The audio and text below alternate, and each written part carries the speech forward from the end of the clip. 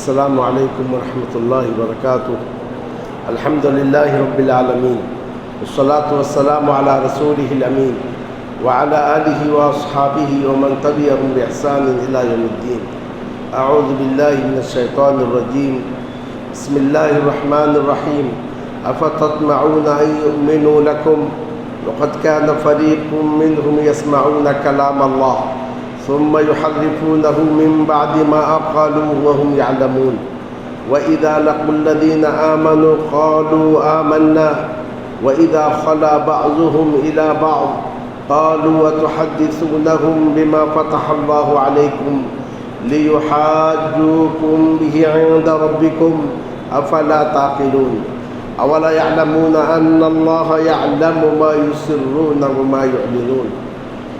کیا پس تم اس بات کی خواہش رکھتے ہو کہ وہ ایمان لے آئیں یا تمہاری باتوں پر یقین کر لیں، جبکہ ان میں سے چند لوگ ایسے ہیں جو اللہ کے کلام کو سنتے ہیں، پھر اس کو سمجھنے کے بعد اس میں جانتے بوجھتے تحریف کرتے ہیں، جب وہ مومنوں سے ملتے ہیں تو کہتے ہیں ہم ایمان لے آئے، اور جب ان میں سے بعض کے ساتھ تنہا ہوتے ہیں تو کہتے ہیں کیا تم ان سے ایسی باتیں کہتے ہو جنہیں اللہ نے تم پر کھول دیا ہے تاکہ وہ اس کے ذریعے تمہارے رب کے پاس تم پر حجت قائم کرے؟ کیا پس تم عقل نہیں رکھتے ہو؟ کیا وہ نہیں جانتے کہ اللہ ان تمام باتوں کو جانتا ہے جنہیں یہ چھپاتے ہیں اور جنہیں یہ ظاہر کرتے ہیں؟ برادر اسلام اور خواتین، سیاق میں بنو اسرائیل کے واقعات کا بیان چل رہا تھا۔ بنو اسرائیل کے مختلف واقعات کا بیان کرنے کے بعد گائے کا واقعہ، اور اس سے پہلے ہفتے کے دن کا واقعہ، اور پھر اس سے پہلے ان سے جو عہد و میثاق لیا گیا اس کا واقعہ، مختلف واقعات کو بیان کرنے کے بعد اب مومنوں سے یہ کہا جا رہا ہے کہ کیا تم ان یہودیوں سے اس بات کی امید لگائے بیٹھے ہو کہ وہ ایمان لے آئیں گے یا تمہاری باتوں پر یقین کریں گے، جبکہ ان کے آبا اور اجداد میں ایک جماعت ایسی تھی جو کلام اللہ کو سننے کے بعد، کلام اللہ کو سمجھنے کے بعد اس میں تحریف کرتی تھی۔ تحریف کا مطلب کیا ہے؟ یعنی اللہ کے کلام کا جو حقیقی معنی ہے اس معنی کو بدل دینا، اور اس طریقے سے لفظی تحریف بھی کرتے تھے اور معنوی تحریف بھی کرتے تھے۔ یعنی کلام اللہ میں اللہ کی جو مراد ہے، جو مقصد ہے، اس مقصد سے ہٹا کر اس کا دوسرا معنی مراد لینا۔ تو اللہ عز و جل نے فرمایا کہ یہ وہ لوگ ہیں جو اللہ کے کلام میں تحریف کرتے ہیں، اللہ کے کلام کو جانتے بوجھتے سمجھتے ہوئے بدلتے ہیں، تو ایسے لوگوں کو یہ ہدایت کی کہاں سے توفیق ملے گی؟ ان کی ایک خصوصیت یہ ہے کہ مومنوں کے پاس آتے ہیں، یہ یہود مومنوں کے پاس آتے ہیں تو کہتے ہیں ہم ایمان لے آئے، یا تو یہ وہ منافق، یہ یہود ہیں جو منافق تھے، یعنی منافق یہودی تھے اور منافق بھی تھے، مومنوں کے پاس آ کر کہتے تھے ہم ایمان لے آئے۔ یا پھر اگر مانا جائے کہ وہ اصل یہودی ہیں تو ایمان لے آنے کا مطلب وہ یہ کہتے تھے کہ محمد صلی اللہ علیہ وسلم سچے رسول ہیں، اس پر ہمارا ایمان ہے، لیکن وہ ہمارے لیے نہیں صرف تمہارے لیے رسول ہیں۔ وہ اس طریقے سے مومنوں کے پاس آ کر کہتے تھے کہ ہم ایمان لے آئے، یعنی ایک تو یہ مفہوم یہ ہے کہ ہم تمہارے جیسے مومن ہیں، دوسرا مفہوم یہ ہے کہ تمہارے جو رسول ہیں محمد صلی اللہ علیہ وسلم وہ سچے رسول ہیں، کیونکہ ہماری کتاب تورات میں اس کا ذکر ہے کہ محمد صلی اللہ علیہ وسلم رسول ہیں، مگر ہمارے نہیں تمہارے ہیں۔ اور جب آپس میں ملتے یہود تو کہتے کہ تم ان مسلمانوں سے ایسی بات کیوں کہتے ہو جو تمہاری کتابوں میں لکھا ہوا ہے؟ اب کل قیامت کے روز اللہ عز و جل کے پاس یہ تم پر حجت قائم کریں گے کہ یہود کو معلوم تھا کہ محمد صلی اللہ علیہ وسلم اللہ کے رسول ہیں، اس کے باوجود وہ ایمان نہیں لاتے تھے۔ آگے اللہ عز و جل نے بیان کیا ہے کہ نبی صلی اللہ علیہ وسلم کے صداقت کا علم اس سے زیادہ تھا جتنے وہ اپنے باپ کو جانتے تھے. اپنے باپ کے بارے میں جیسا یقین تھا کہ میرا باپ ہے، اس سے زیادہ کہیں یقین تھا کہ محمد صلی اللہ علیہ وسلم اللہ کے رسول ہیں. لیکن اس کے باوجود دنیا کے خاطر یا کہ اپنے گروہی عصبیت کے خاطر وہ آپ صلی اللہ علیہ وسلم پر ایمان نہیں لاتے تھے. اللہ عز و جل نے فرمایا کہ انہیں نہیں معلوم، اللہ تعالیٰ چھپی ہوئی باتوں کو جانتا ہے، ظاہر باتوں کو جانتا ہے. یہود جو دل میں چھپا رہے ہیں اسے بھی اللہ جانتا ہے، اور جو سامنے آ کر کہتے ہیں اسے بھی اللہ جانتا ہے. یہود سے کہا جا رہا تم بھلے سے مسلمانوں کو نہ بتاؤ، لیکن اللہ عز و جل چاہے تو تورات میں جو باتیں مسلمانوں کو بتا بھی سکتا ہے. اب اس کے بعد یہ جو بات تھی یہ ان یہود کے تعلق سے تھی جو عالم تھے، یعنی یہود کے جو علماء تھے یہ اللہ کے کتاب میں تحریف کرتے تھے، اس کے معنی کو بدل دیتے تھے، اور آپس میں کہتے تھے تورات میں مسلمانوں کے سچائی کی جو باتیں انہیں مت بتاؤ. لیکن یہود کے جو ان پڑھ تھے، عوام تھے، ان کی کیا حالت تھی؟ یہود کے جو عوام اور ان پڑھ تھے خواہشات میں جیتے تھے اور گمانوں پہ گزارا کرتے تھے. ان کا کہنا یہ تھا ہم اللہ کے چہیتے ہیں، ہم اللہ کے بیٹے ہیں، ہم اللہ کے چہیتے ہیں، جنت ہمارے لیے ہے، اور اگر دوزخ جائیں گے بھی صرف 40 روز کے لیے جائیں گے، کہ 40 روز جو یہودیوں نے بچڑے کی عبادت کی تھی اس کے بدلے جائیں گے. لیکن ہمارے جو بزرگ ہیں وہ ہمیں جہنم سے چھڑا لیں گے. جیسا کہ آج کل بہت سارے ایسے مسلمان جو گمراہ ہیں ان کا بھی یہی عقیدہ ہے، ہم نے لا الہ الا اللہ کہہ دیا تو جنت ہمارے لیے ہے، اور اگر جہنم میں گئے تو بزرگوں کے دامن پکڑ کر ہم جنت میں آ جائیں گے. تو بالکل یہی عقیدہ کس کا تھا؟ وہاں کے عوام کا تھا. اللہ عز و جل نے فرمایا وَمِنْهُمْ أُمِّيُّونَ، یہودیوں میں کچھ ان پڑھ بھی ہیں، لا يعلمون الکتاب الا امانی، کتاب سے نہیں جانتے کچھ سوائے آرزو کے. تورات کا کچھ علم ان کے پاس ہے ہی نہیں، تورات کو سمجھتے بھی نہیں، بس آرزوؤں میں جیتے ہیں. وَإِنْهُمْ إِلَّا يَظُنُّونَ، وہ تو بس گمان کرتے ہیں، گمانوں پر ان کا گزارا ہے. اب اللہ عز و جل نے ان پر اپنا حکم جاری کیا کہ یہ لوگ جو کتاب کو اپنے ہاتھ سے لکھتے ہیں پھر کہتے ہیں یہ اللہ کی جانب سے ہے تاکہ اس کے بدلے دنیا کمائیں، تو جو کچھ انہوں نے اپنے ہاتھ سے لکھا ہے اس کی وجہ سے بھی ان کے لیے تباہی ہو، اور اس کے آڑ میں جو وہ کما رہے ہیں اس کے لیے بھی ان کے لیے تباہی ہو. دو باتیں تھیں، ایک تو اپنے ہاتھ سے کچھ لکھتے اور کہتے ہیں اللہ کی جانب سے، اس سے بڑھ کر جھوٹ کیا. آپ اپنے ہاتھ سے کوئی چیز لکھیں اور کہیں یہ اللہ کی جانب سے ہے. سب سے زیادہ حرام چیز یہ ہے اللہ کی جانب ایسی بات منسوب کی جائے جو اللہ عز و جل نے نہیں کی ہے. اپنے ہاتھ سے لکھتے اور کہتے یہ اللہ کی جانب سے. آج کے جیسے بہت سارے مسلمان ایسے ہیں بے دلیل بے سند بات کرتے اور کہتے یہ دین ہے. تو اس سے بڑھ کر گناہ نہیں، سب سے بڑا گناہ یہی ہے کہ انسان اللہ کی جانب ایسی بات منسوب کرے جو اللہ عز و جل سے ثابت نہیں ہے. پھر مزید یہ ہے کہ اس کے آڑ میں وہ کماتے بھی تھے، تو اللہ تعالیٰ نے فرمایا اس میں ان کے لیے ویل ہو، تباہی ہو. فَوَيْلٌ لِّلَّذِينَ يَكْتُبُونَ الْكِتَابَ بِأَيْدِيهِمْ، پس خرابی ہو ان لوگوں کے لیے جو کتاب کو اپنے ہاتھوں سے لکھتے ہیں. ثُمَّ يَقُولُونَ هَذَا مِنْ عِنْدِ اللَّهِ، پھر کہتے ہیں یہ تو اللہ کی جانب سے ہے. لِيَشْتَرُوا بِهِ ثَمَنًا قَلِيلًا، تاکہ اس کے ذریعے تھوڑی سی قیمت کو خرید لیں، یعنی دنیا خرید لیں. دنیا کتنی ہی بڑی کیوں نہ ہو آخرت کے مقابلے میں تھوڑی ہے.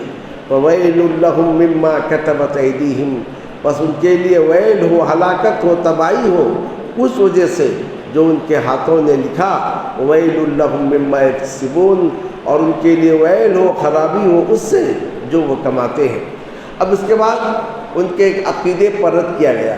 یہود کا آج بھی یہ عقیدہ ہے ہم جہنم میں نہیں جائیں گے کیونکہ ہم اللہ کے چہیتے ہیں، اگر جائیں گے بھی تو 40 دن کے لیے پھر ہم نکل جائیں گے، یا بعض نے کہا کہ صرف 7 دن کے لیے ہم جائیں گے اس کے بعد ہم نکل جائیں گے. تو اللہ عز و جل نے جواب میں کہا وَقَالُوا لَن تَمَسَّنَا النَّارُ إِلَّا أَيَّامًا مَّعْدُودَةً، اور انہوں نے کہا ہمیں آگ ہرگز نہیں چھوئے گی مگر گنتی کے چند دن. قُلْ اے نبی آپ ان سے کہیے اتخذتم عند اللہ عہدا، کیا تم نے اللہ سے کوئی عہد لے لیا ہے؟ فلن یخلف اللہ عہدہ، تو اللہ اپنے عہد کی خلاف ورزی نہیں کرے گا۔ ام تقولون علی اللہ ما لا تعلمون، یا ہے کہ تم اللہ پر ایسی باتیں کہتے ہو جس کا تمہیں علم نہیں ہے، بے سند بے دلیل باتیں تم کرتے ہو۔ بلا من کسب سیئہ واحاطت بہ خطیئتہ، کیوں نہیں جس نے گناہ کو کمایا، یا سیئہ سے مراد کفر ہے، شرک ہے، جس نے گناہ کو کمایا اور اس کے گناہ نے اسے گھیر لیا، یعنی کفر اور شرک میں کی لپیٹ میں آ گیا، بس یہی جہنم میں ہے، اس میں وہ ہمیشہ ہمیشہ رہیں گے۔ جہنم میں چونکہ ہمیشگی کا ذکر ہے، اس لیے ہم نے کہا یہ گناہ سے مراد کفر، شرک اور نفاق ہے، کیونکہ کفر، شرک اور نفاق پہ مرنے والا ہمیشہ ہمیشہ جہنم میں رہے گا والعیاذ باللہ۔ لیکن اس کے مقابل میں جو ایمان پہ مرتا ہے، توحید پہ مرتا ہے، بھلے سے اس کے ساتھ کبائر ہو، وہ اللہ تعالیٰ کے مشیت کے تحت ہے۔ اللہ عز و جل چاہے تو سفارش کرنے والوں کے سفارش کے ذریعے سے بغیر جہنم میں داخل کی جنت میں داخل کرے گا، یا جہنم میں جا کے اپنی سزا پائیں گے پھر وہ جنت میں جائیں گے۔ اور اللہ نے اس کے بعد قانون بنایا والذین آمنوا وعملوا الصالحات، اور جو ایمان لائے اور نیک عمل کیے، اولئک اصحاب الجنہ، وہی جنتی ہیں، ہم فیہا خالدون، وہ اس میں ہمیشہ ہمیشہ رہیں گے۔ جب جہنمیوں کا ذکر آیا تو فوراً بعد اللہ عز و جل نے جنتیوں کا ذکر کیا کہ جنت کے لیے دو معیار ہیں۔ پہلی چیز یہ ہے ایمان چاہیے، اور دوسری چیز یہ ہے عمل صالح چاہیے۔ عمل صالح ایمان میں داخل ہے، مگر اس کی اہمیت کے لیے اس کو الگ سے قرآن میں متعدد مقامات پر بیان کیا جاتا ہے۔ ایمان، آپ کا عقیدہ صحیح ہونا پہلی بنیادی چیز ہے۔ عقیدہ صحیح نہیں ہے، جتنا بھی آپ عمل کریں اس کا کوئی وزن نہیں ہے۔ عقیدہ صحیح ہو، یہ ہے ایمان، اور پھر اسی عقیدے کے مطابق آپ کا عمل ہو، اسی کا نام عمل صالح۔ عمل صالح کے لیے دو بنیادی شرط ہیں۔ پہلی شرط یہ کہ وہ عمل اللہ کے لیے ہو، اور دوسری شرط یہ ہے نبی صلی اللہ علیہ وسلم کے بتلائے ہوئے طریقے کے مطابق۔ تو وہ ایمان اور عمل صالح ہو تو پھر جنت ہے، اور اس میں ہمیشہ ہمیشہ رہنا ہے۔ تو یہود کے تعلق سے جو باتیں بتائی جا رہی ہیں، تو اس سے ہم یہ نہ سمجھیں اس سے ہمارا کوئی تعلق نہیں ہے، بلکہ قرآن مجید سب کے لیے کتاب ہدایت ہے کہ ان اعمال کی وجہ سے یہود پر لعنت برسائی گئی، ان اعمال کی وجہ سے ان کے لیے ہلاکت، تباہی و بربادی نازل کی گئی۔ تو آج اگر کوئی شخص مسلمان ہو کر بھی یہود کے جیسے روش اختیار کرے گا، وہ بھی ویسا ہی عذاب ہلاکت کا مستحق ہوگا جیسا کہ یہود مستحق تھے۔ اسی لیے ہم جب سورہ فاتحہ پڑھتے ہیں، اہدنا الصراط المستقیم، اے اللہ ہمیں صراط مستقیم کی ہدایت دے، آخر میں کہتے ہیں غیر المغضوب علیہم ولا الضالین، ان کے جیسے نہیں، ان کا راستہ نہیں جن پر اے اللہ تیرا غضب نازل کیا گیا، اور نہ ان کا جو گمراہ ہے۔ اہل علم نے کہا مغضوب علیہم سے مراد یہود اور ضالین سے مراد نصارہ۔ تو گویا اللہ سے دعا کرتے ہیں ہم یہود کے راستے پر بھی نہ چلا، ہمیں نصارہ کے راستے پر بھی نہ چلا۔ نبی صلی اللہ علیہ وسلم عام طور سے ان لوگوں کے مخالفت کرتے تھے، کیونکہ یہ گمراہ قومیں تھے، یہود کے پاس علم تھا، عمل نہیں کرتے تھے، اور اس علم میں تحریف، تبدیل اور اپنی طرف سے باتیں کہ اللہ منسوخ کرتے تھے۔ نصارہ عبادت گزار تھے، مگر بغیر علم کے، دل میں جیسا آیا ویسی عبادت کرتے تھے، یعنی نئی نئی بدعات کو ایجاد کرتے تھے۔ تو گویا اگر کسی کوئی مسلمان ایسا ہو کہ علم کے مطابق عمل نہیں کرتا ہے، تو مطلب وہ یہود کے مشابہت اس میں پائی جاتی ہے، اور اگر کوئی بدعات سے اللہ کی عبادت کرتا ہے تو نصارہ کی مشابہت اس کے اندر پائی جاتی ہے۔ تو یہود و نصارہ کے بارے میں ساری باتیں بیان کرنے کا مقصد یہ ہے ہم اپنے آپ کو یہود کے روش سے دور کریں۔ آج افسوس کی بات یہ ہے کہ بہت سارے مسلمان کہ حزبیت کے آڑ میں میرا تعلق فلاں گروہ سے ہے، میرا تعلق فلاں فرقے سے ہے، تو لوگ اپنے اس فرقے کو حق بتلانے کے لیے آیت میں تعویل کیے، احادیث گھڑ لیے اور اس طریقے سے اپنے مخالف کے لیے بھی حدیث گھڑے، تو اس طریقے سے دین میں کھلواڑ ہوا۔ اسی لیے شروع ہی سے نبی صلی اللہ علیہ وسلم نے ہمیں یہود اور نصارہ کی مشابہت سے منع کیا۔ احناف نے کہا حدیث گھڑ لی، ابو حنیفہ تو سراج امتی، ابو حنیفہ اس امت کے چراغ ہیں۔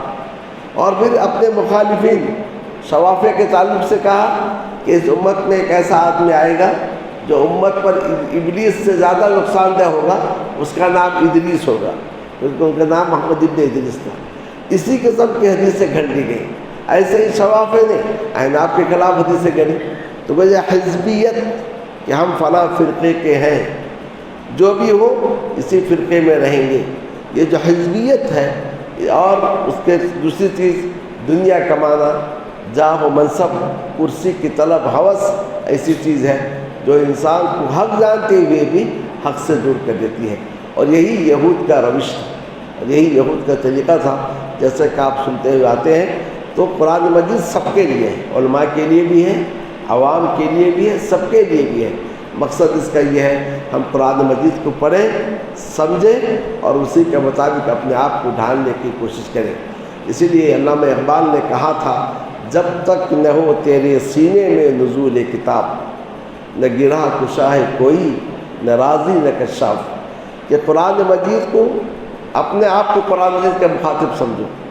وہ قرآن مجید آپ پہ نازل ہو رہا ہے، آپ سے بات کر رہا ہے، آپ کو راستہ بتلاتا ہے۔ جب تک یہ چیز نہیں سمجھیں گے، اب ہم نے اس سب آیتیں پڑھی، ہم کہیں کہ ہم سے ہمارا کوئی تعلق نہیں ہے، اس کا تو یہود و نصارہ سے تعلق ہے، تو ہدایت نہیں ملے گی۔ پڑھنے کا مقصد یہ ہے ہم ان چیزوں کو نہ اپنائیں جو چیزیں یہود و نصارہ کے پاس تھی۔ یہ چیز جب انسان سمجھ لے گا تو قرآن کو سمجھ لے گا۔ اگر اس کو نہیں سمجھے تو رازی جو بڑے مفسر تھے اور زمخشری ان کتاب کشاف بڑے مفسر تھے، ان کتابوں کو پڑھنے کا کوئی فائدہ نہیں ہے۔ تو اپنے آپ کو قرآن کا مخاطب سمجھنا ہے کہ میں قرآن مجھ سے بات کر رہا ہے، قرآن مجھے چند باتوں کا حکم دے رہا ہے، قرآن مجھے چند چیزوں سے روک رہا ہے۔ یہ چیز سوچتے ہوئے قرآن مجید پڑھیں گے، لذت حلاوت محسوس کریں گے، اور تبھی چل کر یہ قرآن ہمارے لیے فائدہ مند ثابت ہوگا۔ اللہ مجھ سے دعا ہے کہ اللہ تعالی ہمیں ہمارے لیے اس کتاب کو کتاب ہدایت بنائے اور اس کے مطابق عمل کرنے کی توفیق عطا فرمائے۔ وصلی اللہ تعالی علی النبی الکریم وعلی آلہ وصحبہ اجمعین۔